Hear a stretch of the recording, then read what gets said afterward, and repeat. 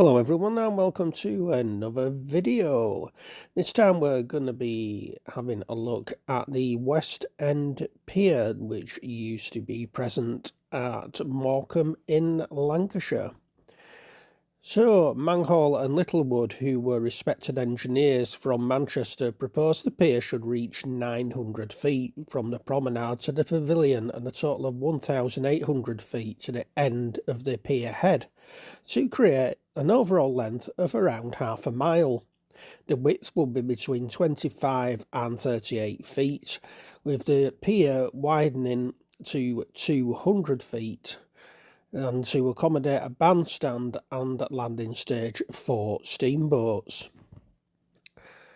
Shops would be located around the outside of a pavilion building that would have the capacity of 2,000 people. The pier consisted of around 3 acres of decking, with a stage that was 30 feet in depth. Proposals for a West End Pier were made in 1878 when the West End Morecambe Pier Company proposed a 3,600 foot structure. 14 years later, on the 18th of November 1892, a consortium of businessmen from Morecambe and Bradford formed the Morecambe Regent Road Pier Company with £20,000, which is equivalent in today's money of around about £2.7 million, so just small change really. Around the same time, a rival pier company, the Alexandra Road Pier and Pavilion Company, registered on the 14th of December 1892 with a £50,000, equivalent to nearly £7 million, offer, and planned to build a promenade pier with a pavilion, concert hall and shops, creating a situation where two rival companies were planning on building a new pier close to the other. In 1893, the Board of Trade intervened and stipulated that both applications would be dismissed unless a mutual agreement between the two companies could be made, on the grounds that each pier would intersect with the other. The two companies subsequently met on the 8th of February 1893 with a provisional agreement that one company, the Alexandra Road Pier and Pavilion Company, should take 750 shares in return for withdrawing their application. As part of the agreement, the Regent Road Company will pay £100 cash towards expenses incurred by their rival company, giving them 50 shares and create a position for one of their directors. As a result of all of this, the Alexandra Road Pier and Pavilion Company was dissolved on the 15th of September 1896. Construction of the pier was given royal assent on the 29th of June 1893 on the proviso that construction would commence within 2 years. Now named the West End Pier Company, work began in March 1895, with rapid progress reported by September 1895.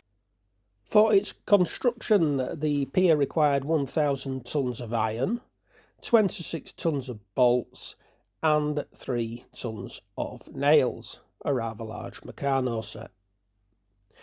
The pier was formally opened the following year on the 3rd of April 1896 by Colonel William Henry Foster, MP of Hornby Castle.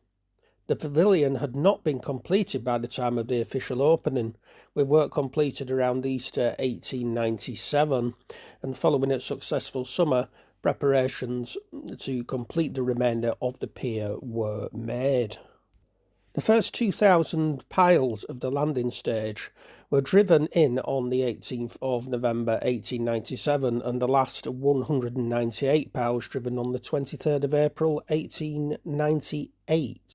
For the pier head. The pier was one of the first structures in the town to be installed with electric lighting in 1899. The pier sustained storm damage in 1903 and 1907. The latter washed away 180 feet of the extension, and a fire in 1917 destroyed the pavilion.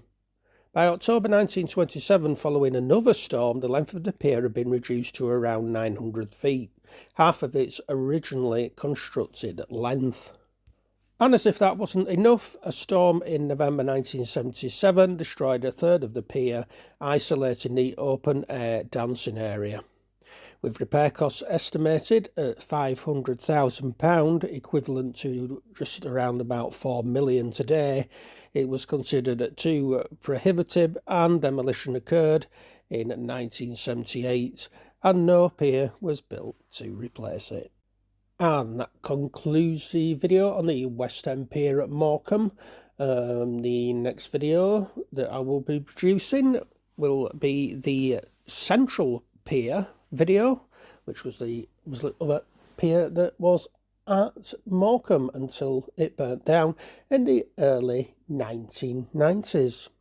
So until then, please do take care of yourselves, give this video a like and a share if you'd be so kind, and up to you if you subscribe or not. Until the next video, take care of yourselves and goodbye for now.